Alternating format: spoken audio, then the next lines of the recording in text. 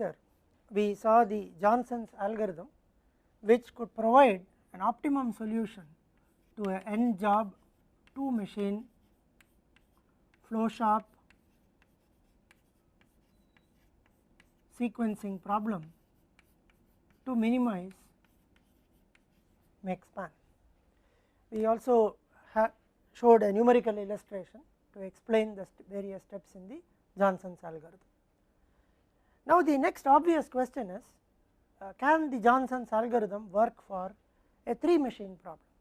Other things being equal, n jobs, 3 machines, flow shop sequencing problem to minimize make span. Now Johnson actually proved that under certain conditions the Johnson's algorithm can be extended to solve the 3 machine problem optimally. So Johnson gave 2 conditions, which are this: if maximum of the processing times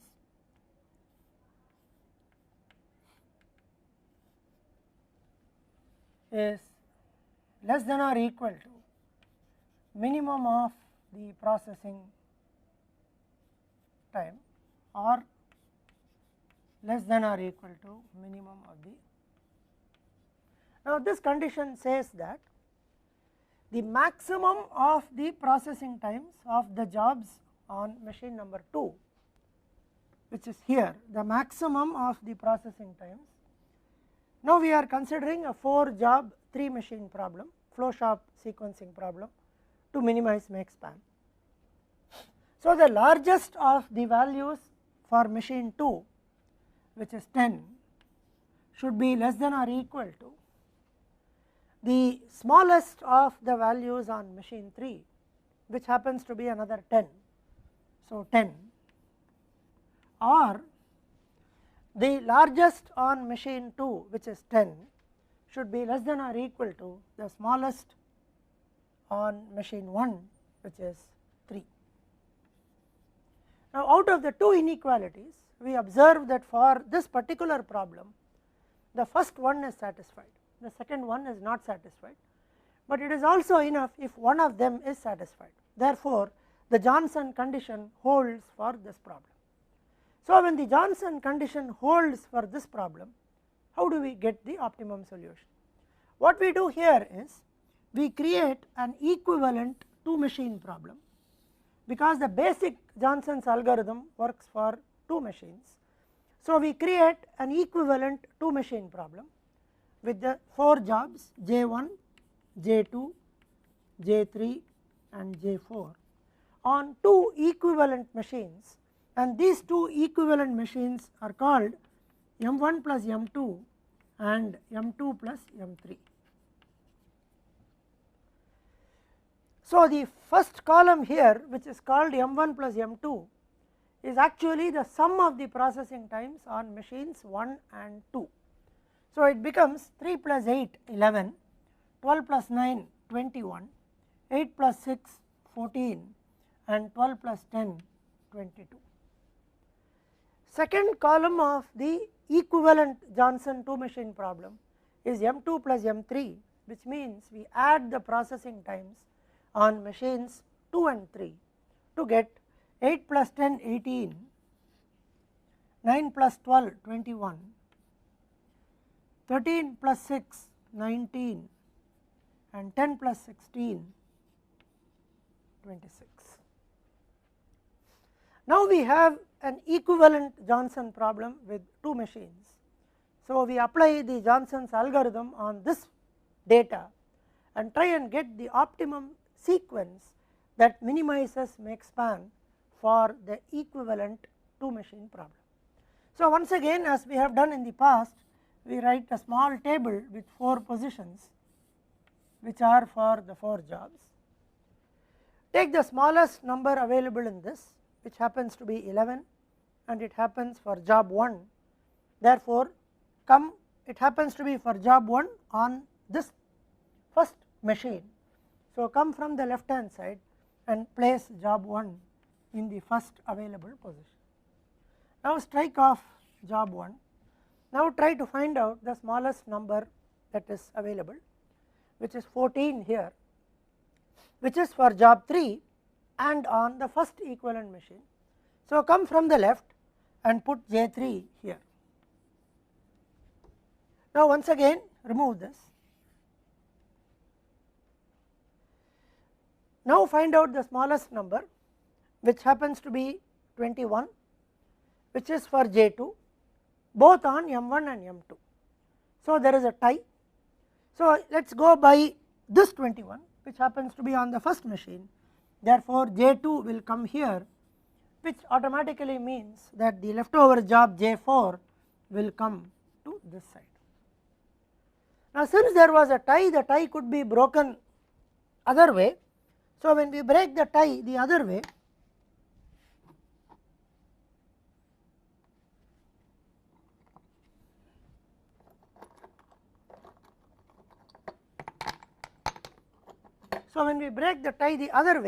the sequence would have been J1, J3, choosing this 21 would have put J2 here and J4 here. Now, for both these sequences, let us try and find out the make span with the original data, because the original data is the problem that we are looking at. So, we look at the sequence J1, J3, J2, J4.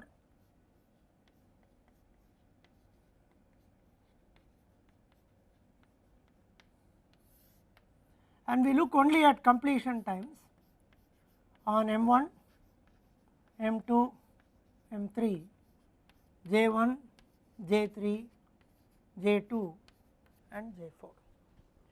So, J1 goes first, comes out of machine 1 at time equal to 3, requires 3 minutes. At time equal to 3 it goes to machine 2, it requires a further 8 minutes processing, so comes out at time equal to 11. Once again enters M3 at 11 and comes out at 21, because it requires a further 10 minutes on M3.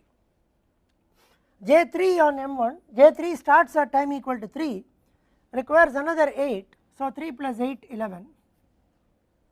Exactly at 11 M2 is free, so it takes another 6 units, 11 plus 6, 17. Now it has come out of M2, but M3 is free only at time equal to 21, therefore it visits M3 at time equal to 21 and requires another 13 time units, so 21 plus 13 is 34.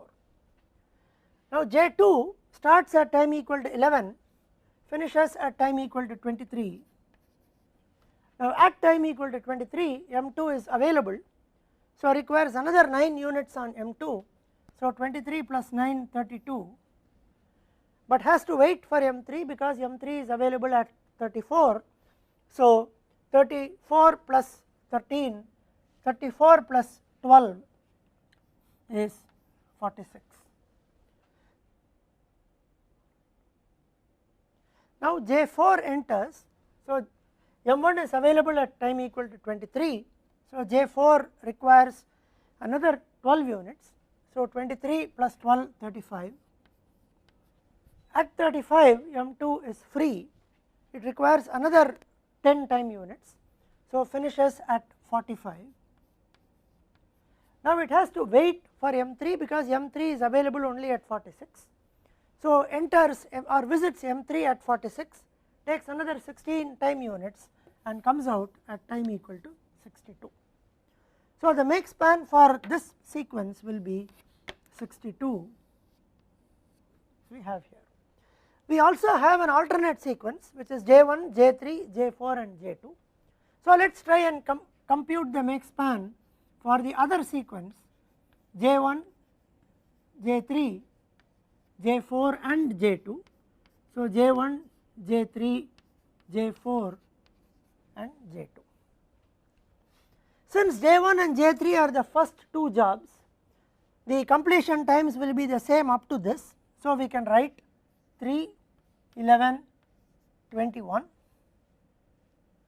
11, 17, 34. So J4 enters at time equal to 11 on M1 and finishes at 23.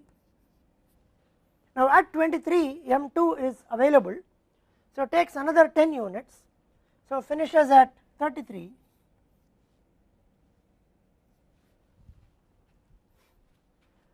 and has to wait till 34 because M3 is available only at 34. So visits M3 at 34 requires another 16 units. So 34 plus 16 is 50, comes out at 50. Now J2 enters M1 at time equal to 23. So 23 plus 12, 35 it comes out. So at 35 M2 is available. So plus takes another 9 units, 35 plus 9 is 44,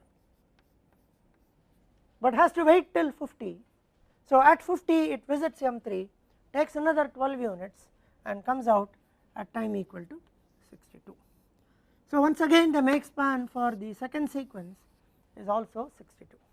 So there are two alternate solutions, both of which are optimum with the same make span of 62. So this is how the Johnson's algorithm for the 2 machine problem can be extended to a 3 machine case, provided the data satisfies these conditions. So obviously the next question that would come is, what happens if this data does not satisfy the condition? Is there another way to try and get to the optimum solution? Now what happens is, the moment we do not satisfy this condition, then we realize that the Johnson's extension does not give the optimum solution to the problem or optimum make span to the problem. So we have to resort to, if we really want to find the optimum, then we have to resort to what are called the branch and bound algorithms, which are computationally a little more demanding, but nevertheless give us optimum solution to the problem. So we will look at another illustration through which we explain the branch and bound algorithm to minimize the make span on multiple processors in a flow shop.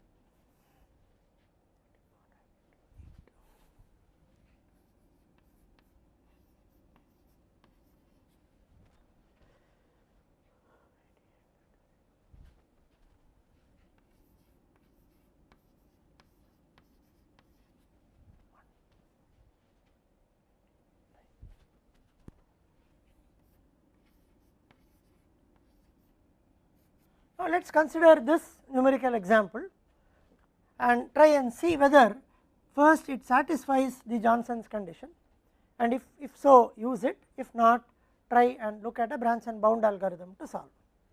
Now the Johnson condition says maximum processing time on machine 2, which happens to be 98, should be less than or equal to the minimum of this. So minimum of this happens to be 1, minimum on this happens to be 8. So the Johnson condition is clearly not satisfied. So we cannot apply this to try and get the optimum solution or the optimum make span to the problem. Now let us ask ourselves a few more questions. Now by looking at this data, can we try and estimate the make span? Try and have what is called a lower estimate to the make span or a lower bound to the make span. Now what is the lower bound to the make span? Now let us add the processing times on M1, M2 and M3. So this is 10. So this is 200 if we add on M1, on M2 is 237 on M2 and 129 on M3. So sum of processing times on 3 machines are 200, 237 and 129. Now the maximum of these 3 is 237, and we could say definitely that the make span cannot be smaller than 237, because all the jobs have to go through machine 2 and the total workload on machine 2 itself is 237. Therefore, the make span can only be more than, greater than or equal to 237. So, the maximum of the sum of processing times on the machines give us a lower bound to the make span. So, we could say lower bound is 237. Now, we can actually make this lower bound slightly better, or we can tighten the lower bound. How do we do that? Now, if we take the first machine, now the total load or total processing on the first machine itself is 200, but then all the jobs are completed only when the last job entering machine 1 also finishes on machine 2 and also finishes on machine 3. So, the machine 1 alone would require 200. So, there will be an additional thing that will go into the make span, because the last of the jobs entering M1 has to finish M2 and M3. So, the minimum possible increase after this 200 is the minimum of the sum of processing times on M2 plus M3. So, now we realize that this is 11 plus 82 is 93, this is 92 plus 8 is 100, this is 66, this is 107. So, the minimum increase that will happen has to be 66, because one of these 4 jobs has to be the last job on the machine, and if job 1 happens to be the last job, then there is an additional 93. If job 2 happens to be the last job, there is an additional 100. If job 3 happens to be the last job, there is an additional 66. Job 4 happens to be the last, there is an additional 107. So, definitely the make span will go up by 66. So, the make span, now the lower bound on the make span is 200 plus 66, which is sigma Pi1, sum of the processing times on machine 1, plus minimum over I, minimum over the jobs Pi2 plus Pi3, sum of processing times on machines 2 and machine 3. So, this becomes 266. So, one could say that the make span has to be 266 or more. Now, this is the lower bound that is computed based on machine 1. Now, let us compute a lower bound based on machine 2. Now, machine 2 by itself has a load of 237, but the first job entering the flow shop cannot start processing on machine 2 unless it has finished machine 1. So, the earliest time machine 2 can begin is the minimum of these numbers. So, the earliest machine 2 can begin is 1. So, lower bound is again 1, which is the earliest machine 2 can begin, plus machine 2 requires at least 237 time units. So, earliest machine 2 can finish everything is 1 plus 237, and it is still not over, because the last job on machine 2 has to visit machine 3. So, there is an additional component with the last job on machine 2 visiting machine 3, and therefore, at least a minimum of another 8 will have to be incurred on machine 3 before all the jobs are complete. So, 1 plus 237 plus 8, which is 246.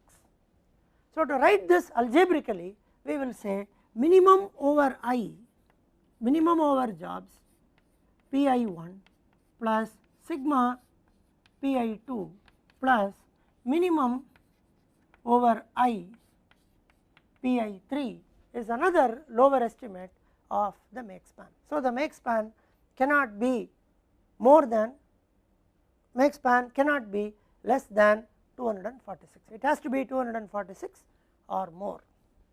Now, lower bound based on machine 3, let us call these as LB1, LB2 and LB3. Lower bound based on machine 3 is this. Machine 3 by itself has a time of 129, but machine 3 cannot begin till at least one job has finished on M1 and M2. So, the earliest machine 3 can begin is the minimum of the sum of these two. So, this is 88, this is 126, this is 124 and this is 99. So, minimum the earliest M3 can begin is 88 if J1 happens to be the first job. So, earliest it can begin is 88 and it requires at least 129, then the last job is over. So, the earliest based on M3 would be 88 plus 129. So, 137, 129, 137, 217. Now, to write it in our notation, this will be minimum over I Pi1 plus Pi2 plus sigma Pi3 over I. So, now we have calculated 3 lower bounds, one based on each machine. So, based on M1 we could say that 266 is the lower bound to the makespan, based on M2 246 and based on M3 217. Now, out of the 3 we could say now that the makespan can only be 246 or more. So, the actual lower bound is the maximum of the 3 lower bounds that we have, and then we say that the lower bound right now is 266 for the makespan is 266, which is the biggest of the 3 numbers. So, we start what is called the branch and bound tree by saying that the lower bound is 266. Now, what we do is we try and branch in this tree by trying to fix each of the jobs as the first job in the sequence. So, there are 4 jobs, so there are 4 possible branches. The 4 possible branches will have J1 or job 1 as the first job, job 2 as the second, job 3 as the third, I am sorry, 4 jobs J1, J2, J3, J4, each as first job in the sequence. So, this sequence will have J1 as the first job, this sequence will have J2 as the first job and so on. So, now we try and find out the lower bound for each of these 4 nodes of the branch and bound tree. So, let us first compute this. So, for this we actually compute 3 numbers once again based on these 3 things, which means that if we fix J1 as the first job, then on M1 all the processing will be over at time equal to 200, and this lower bound will take the minimum of Pi2 plus Pi3 over I. Since J1 is the first job, J1 cannot be the last job, because the very basic idea of this lower bound is that the total processing time on M1 plus the last job's processing time on M2 plus M3. So, since J1 is fixed as the first job, J1 cannot be the last job. Therefore, to compute this minimum, we would only look at the minimum of this, this and this. We will leave out this 93. So, minimum of this still remains as 66. So, 200 plus 66 is the first computation. Now, for the second computation, J1 is the first job. So, J1 takes 77 time units on machine 1. So, M2 can start only at time equal to 77. So, this will become 77 plus sum of processing times on machine 2, which is 237, plus the last on M3 we will leave out J1 because J1 is already the first job. So, J1 cannot be the last job. So, the last job can be only J2 or J3 or J4.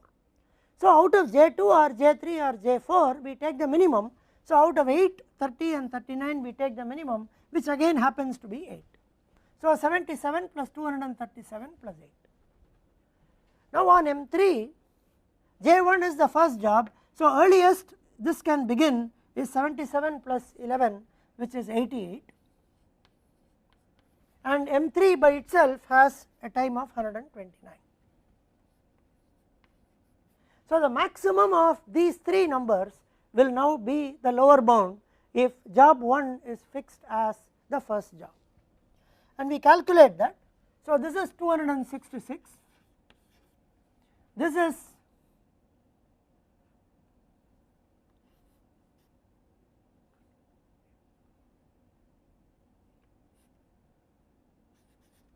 312, 237, 245, 252, 322. So, this is 322,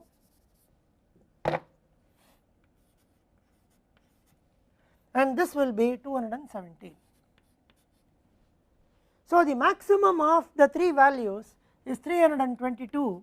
Therefore, we say that if we start with J1, the lower bound is 322. Now, let us do these computations with J2 as the first job. Now, when J2 is the first job, on M1 the total time required is 200. Now, J2 cannot be the last job because it is the first job. So, the last job can only be J1 or J3 or J4. So, the minimum is 93, again 66 and 107. So, this will remain as 200 plus 66. Now, the lower bound based on M2, J2 is the first job. So, earliest M2 can begin is 34 plus 237, which is the sum of processing times on this. So, 34 plus 237 .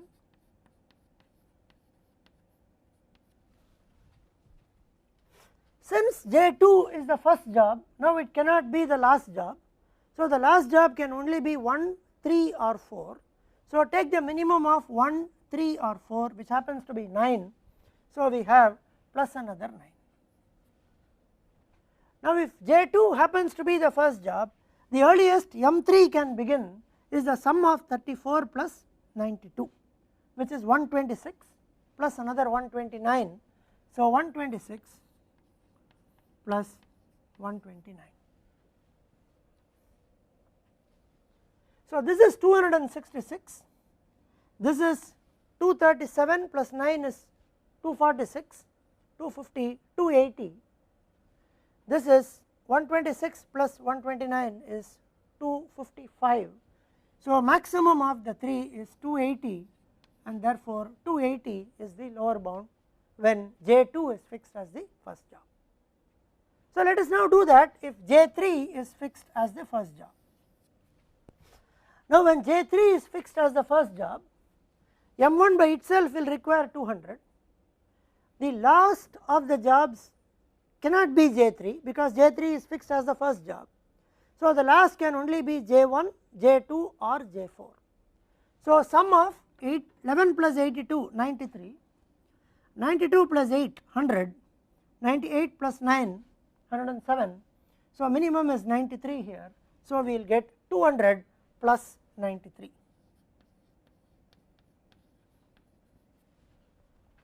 Now, if J3 happens to be the first job, the earliest M2 can begin is 88 because J3 has to finish on M1 and only then it can enter M2. So, earliest it can enter is 88 plus another 237. Now, J3 cannot be the last job. So, we have to take the minimum of this, this and this, which happens to be 8. So, 88 plus 237 plus 8. So, 88 plus 237 plus 8. Now, once again, if J3 is the first job, M3 earliest M3 can begin is after it has finished this and this, which is 88 plus 36, 124 plus another 129. So, 124 plus 129, this is 293, this is 245, 253, 333, and this is 253. So, the highest of them is 333. So, the lower bound becomes 333. Now let us look at J4 as the first job and complete this. So M1 takes a time equal to 200, J4 now cannot be the last job can only be J1, J2 and J3. So minimum of 93, 100 and 66. So you will get the same 200 plus 66 here.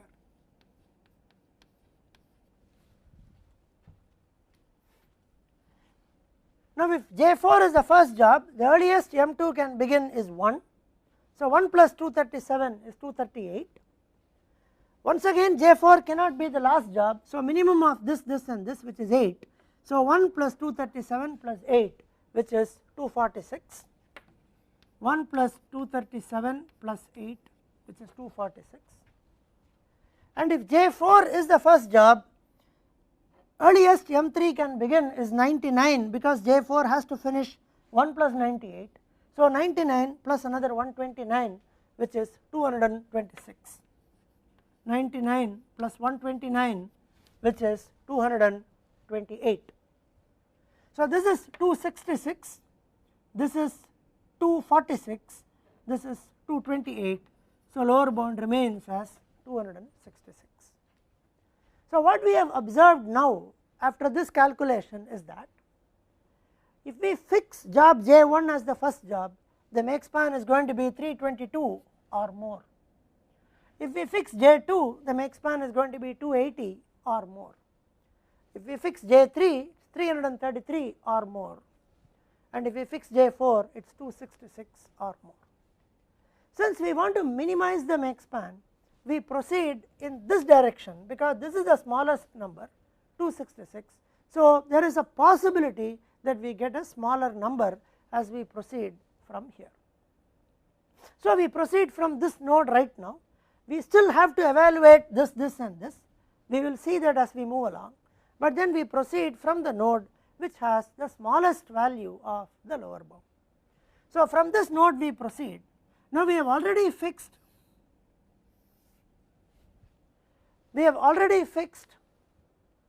job 4 as the first job.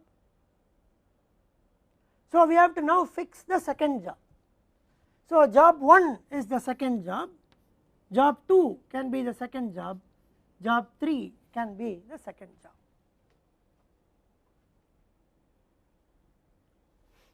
Now let us evaluate this. If job 4 is the first job and job 1 is the second job. Now what we have to do is, now we have what is called a partial sequence. So according to this, the partial sequence is J4 and then J1. Now let us first evaluate the completion times for this partial sequence, which is J4 and J1. Let us first evaluate the completion times on this. So J4 begins here. So J4, this is completion time. So J4 is 1, it finishes at 1. 1 plus 98, 99, and 99 plus 9 is 108. Now J1 is here. So J1 starts at 1 and finishes at 78. Now we are evaluating this for the partial sequence J4, J1.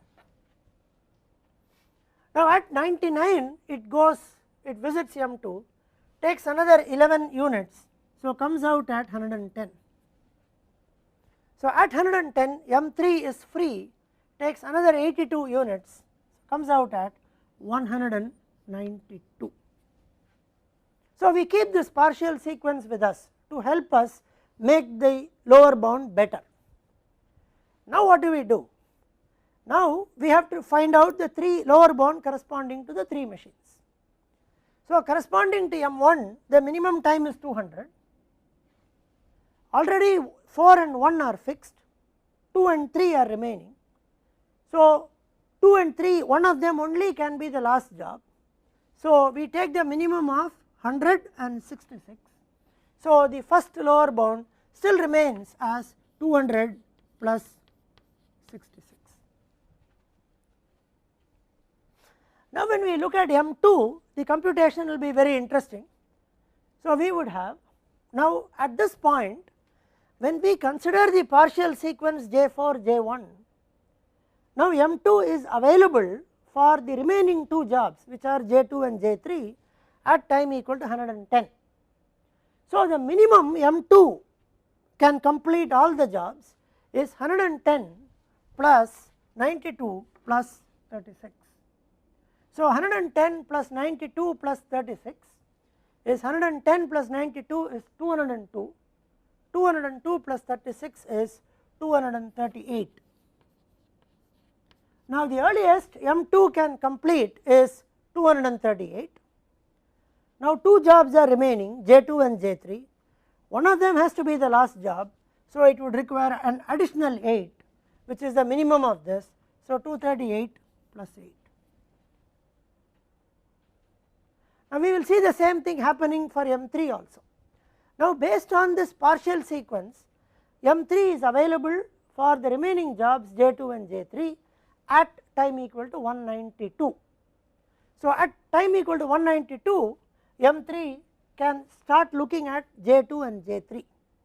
So, now from 192, J2 and J3 plus 8 200 plus 30 230. So, 192 plus 8 plus 30 230. So, the lower bound is 266, 246, 230. So, lower bound remains as 266. Now, let us show one more computation here with J4 and J2 as the two jobs. So, we will do for J4 and J2.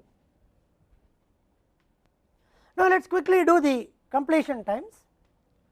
So, J4 will be again 199 and 108 coming from this 199 and 108. Now, J2 enters at 1, finishes at 35. So, J2 finishes at 35, enters at 99, requires another 92. So, 99 plus 92 is 191. So, this is 191 and M3 is free at 191, takes another 8 units. So, 199 it comes out. Now, using this partial sequence, we will now go back and try and find out the lower bounds. So, as far as M1 is concerned, M1 will finish at 200, jobs 4 and 2 are fixed. So, 1 and 3 are available. So, 1 and 3, once again 3 is the minimum with 66. So, the first lower bound will be 200 plus 66.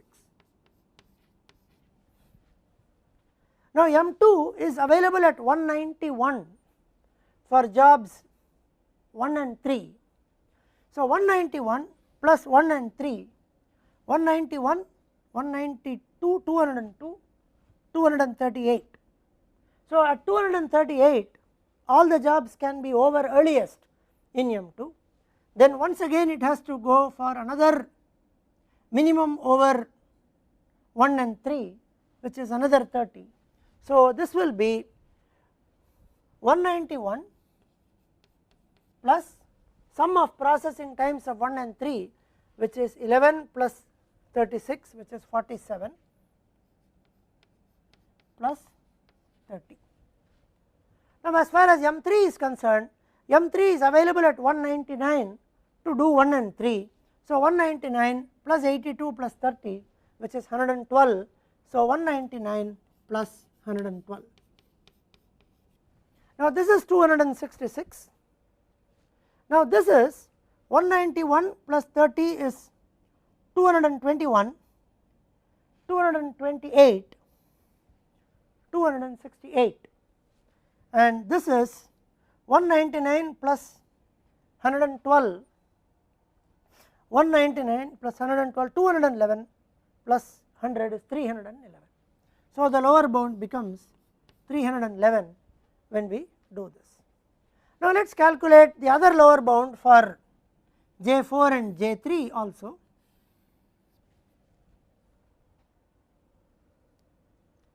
Now, to do that we have J4 and J3 here. So, we will quickly do the completion times 199 and 108. For J3 it is 88. So, 1 plus 88 is 89, starts at 99, requires another 36. So, 135, 99 plus 36. At 135 M3 is free, so takes another 30, 135 plus 30 is 165. So, again based on the lower bounds. So, as far as M1 is concerned, it will take 200. Now, 4 and 3 are already fixed, so 1 and 2 are available. So, minimum over, this is 93, this is 100. So, 200 plus 93, which is 293. So, 200 plus 93 is equal to 293. The earliest M2 is available is 135 for 1 and 2. So, 135 plus this is the earliest M2 is over. Then the last job has to do one more operation. So, minimum over 82 and 8, which is 8. So, 132 plus 11 plus 92 plus 8, 135 plus 11 plus 92 plus 8, and M3 is available at 165 for 1 and 2. So, it has to do these two plus another 90. So, 165 plus 90, 255, this is 293. So, this is 100, 235, 246. So, the lower bound remains at 293.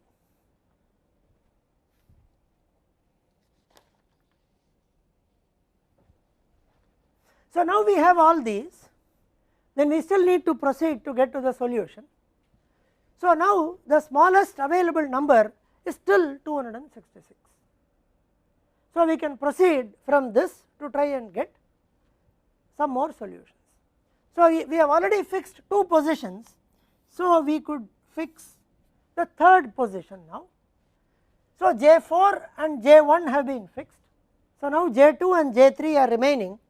So, we will say we fix J2 as the third job, we fix J3 as the third job in the other sequence.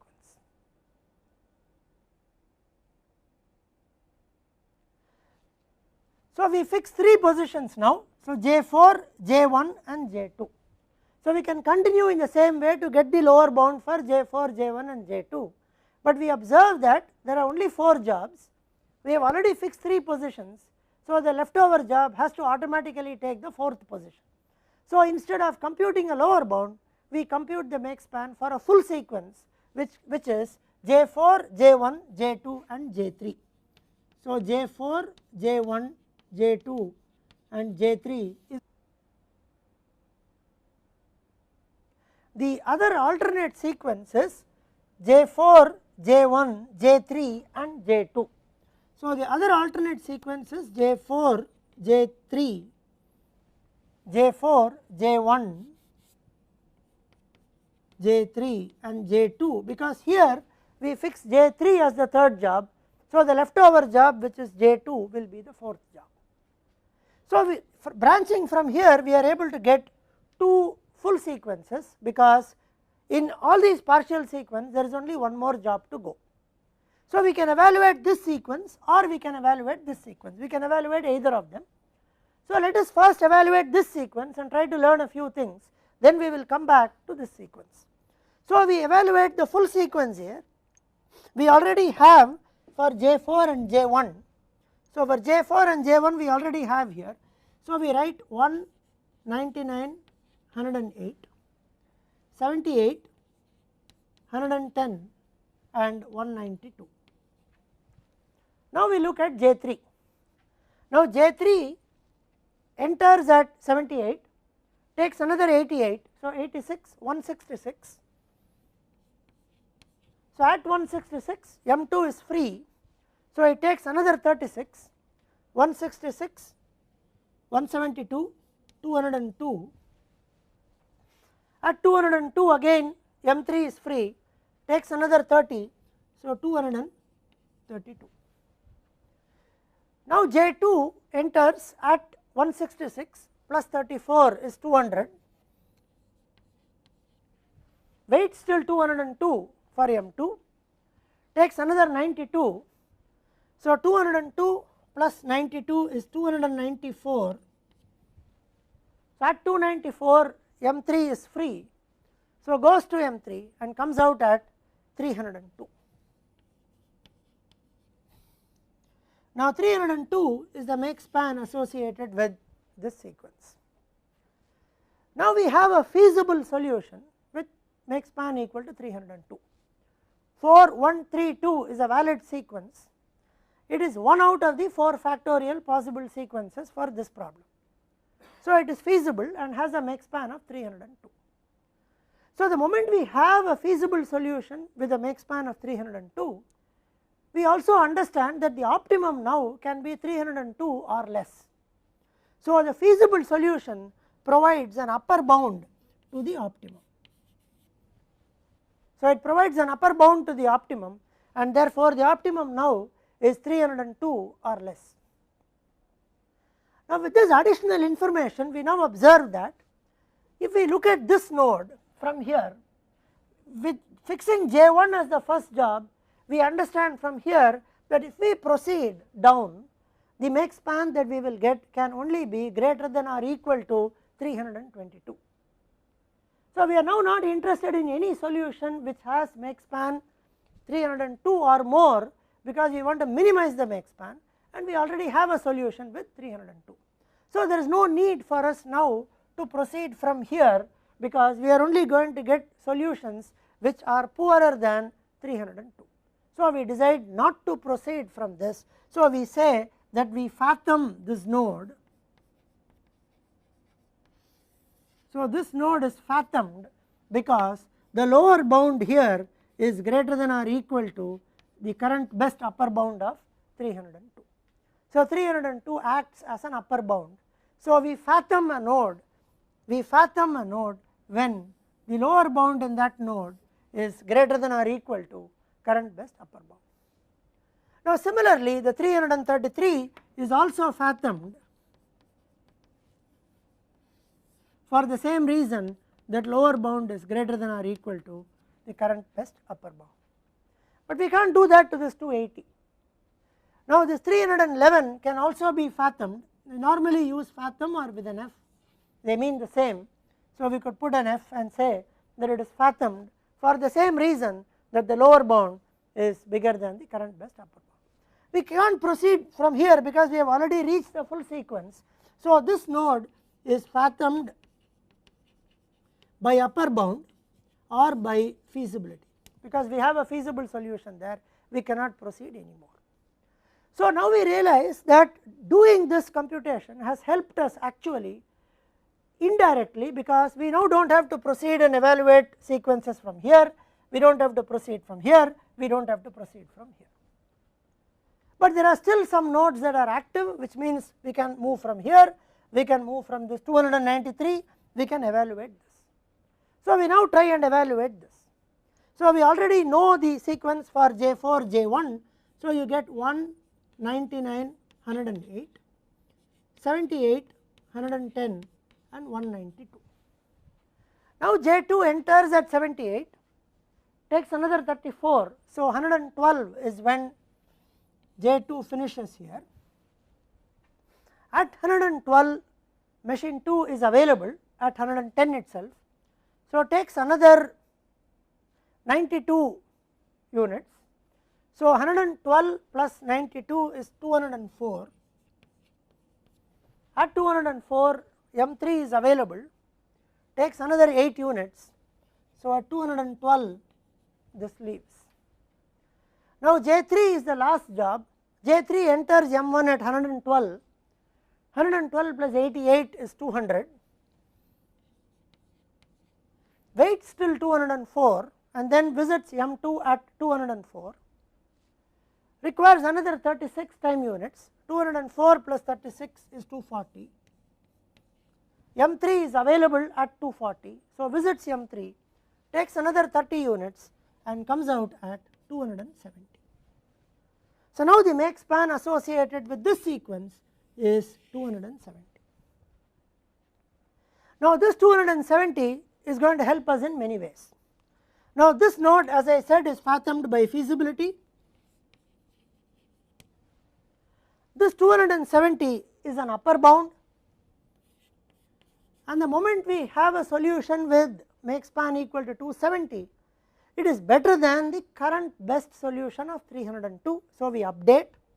So, we keep the best solution now as 270. Now, the moment we have 270 solution, we are not interested in any solutions which are more than 270. So, we now start looking at all these nodes. Now, this tells us that if we move in from this direction, it is going to be 280 or more. So, we do not have to move from here because we already have a solution of 270. So, this is again fathomed with lower bound greater than or equal to upper bound. The only difference is that the upper bound has been updated. So, from 302 it has become 270, therefore, you can fathom this. Now, proceeding here, which is the one that is available, 293 can also be fathomed with lower bound greater than upper bound. So, now we realize that there is no active node in this network. So, we cannot proceed any more from this network because all the nodes have been fathomed. They have been fathomed either because they give a feasible solution, or they have been fathomed because the lower bound associated with that node is greater than or equal to the current best upper bound. So, there is no more node to proceed, the algorithm terminates, the branch and bound algorithm terminates, and the best feasible solution at this point, which is the solution with 270, is the optimum solution. So, the optimum solution is J4, J1, J2, J3 with 270 as the optimum make span. So, this is how the branch and bound algorithm works. So, we branch by creating sequences and partial sequences, we evaluate lower bounds, and then as we move down the tree we evaluate feasible solutions and upper bounds and try to fathom the nodes based on two things, in this case based on a feasible solution and based on the condition that lower bound is greater than upper bound. Now, this is like an implicit enumeration algorithm. We have actually evaluated all the 4 factorial, but not explicitly. We have explicitly evaluated only 2 out of the 4 factorial, but based on this, the way we worked out the branch and bound tree, we have implicitly evaluated the remaining, and we have said that the remaining cannot give a solution which is better than 270. So, it is an implicit enumeration kind of an algorithm, but in the very worst case we may have to evaluate all the n factorial which are there. So, this is how the branch and bound algorithm works for solving the make span minimization problem in the flow shop. Another thing that we could have done to cut down the computation is this. Somewhere here, when we fixed 2 jobs J4 and J1, we evaluated the lower bound and we proceeded. Here when we fixed 3 jobs, we said there is only one vacant position. So, the 4th job will automatically come there, and therefore, we got a feasible solution here. In branch and bound algorithms, it is customary to actually right here evaluate the feasible solution, because when we fix these 2, there are only 2 more positions remaining with 2 more jobs remaining, and they can be filled only in 2 ways. So, right here we could have said this will give rise to 2 feasible solutions, which is J4, J1, J2, J3, J4, J1, J3, J2, which means right here we could have evaluated this without doing this and without doing this 266. So, that way you can speed up the branch and bound algorithm. When you have only 2 more positions remaining, you do not evaluate the lower bound, instead you fill it in 2 ways and evaluate 2 feasible solutions. So, this is how the branch and bound algorithm works in order to minimize the make span. This can be extended to a general n job m machine based on the idea. We had 3 machines, so we calculated 3 lower bounds and chose the best. If you have m machines, you will choose m such calculations for every node and choose the lower bound. Now, in case we obviously we understand that the branch and bound algorithm is time consuming, and as the problem size increases, there are times the branch and bound algorithm is unable to give the optimum solution within a reasonable computational effort. So, in such cases what do we do is the next question that we have to address. We will address that question in the next lecture.